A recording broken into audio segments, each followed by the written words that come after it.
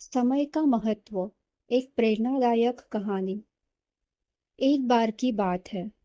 हरिद्वार के पास स्थित एक छोटे से शहर में आर्यन नाम का एक युवक रहता था। वह बहुत ही होशियार था, लेकिन उसकी एक बहुत बड़ी कमजोरी थी, काम को टालना।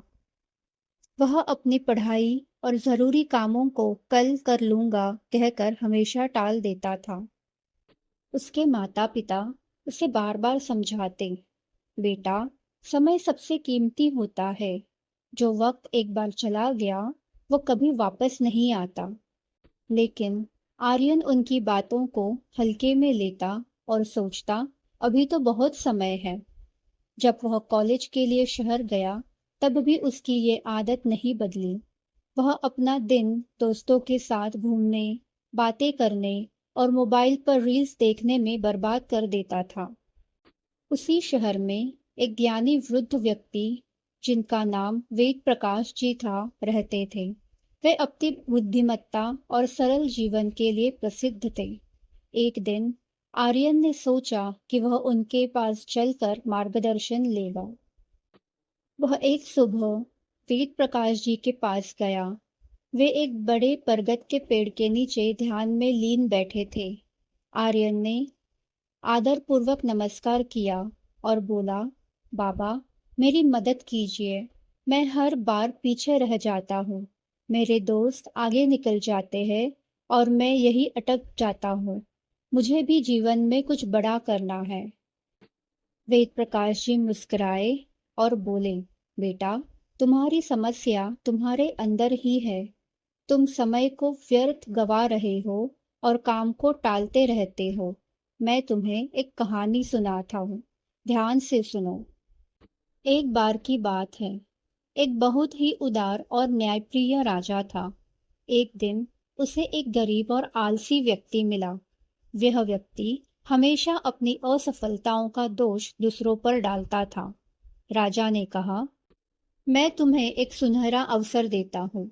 आज सूर्यास्त होने से पहले तुम राजमहल में आओ और जितना सोना चांदी ले जा सको सब तुम्हारा होगा। वह व्यक्ति खुशी से झूम उठा और राजा को धन्यवाद कहकर घर भागा। उसने अपनी पत्नी को यह शुभ समाचार बताया। पत्नी ने कहा, तो देर किस बात की, तुरंत जाकर खजाना ले आओ। लेकिन उसने कहा, पहले खाना खा लूं, फिर जाऊंगा। उसने आराम से खाना खाया, फिर बोला, थोड़ी देर आराम कर लेता हूँ, फिर चलूंगा। वह सो गया और 2 घंटे बीत गए। जब जागा तो देर हो चुकी थी।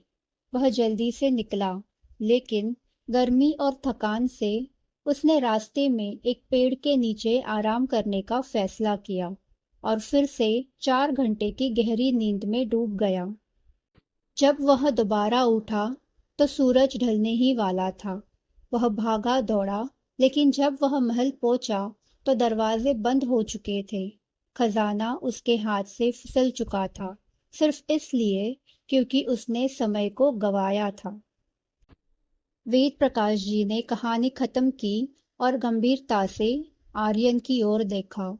आर्यन के पास कोई शब्द नहीं थे।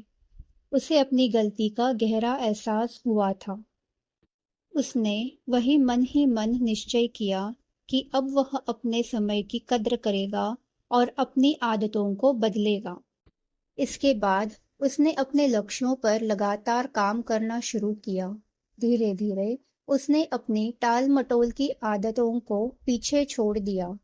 कुछ ही महीनों में वह अपनी पढ़ाई में शानदार प्रदर्शन करने लगा और कॉलेज का सबसे होनहार छात्र बन गया। कहानी से हम क्या सीखे दोस्तों? समय सबसे कीमती पूंजी है। जो व्यक्ति समय की कद्र करता है वही अपने जीवन में आगे बढ़ता है। अवसर बार बार नहीं आते, इसलिए सही समय पर सही कदम उठाना जरूरी है। अगर आप भी मानते हैं कि समय की कद्र ही सफलता की असली कुंजी है, तो नीचे कमेंट बॉक्स में हाँ लिखें।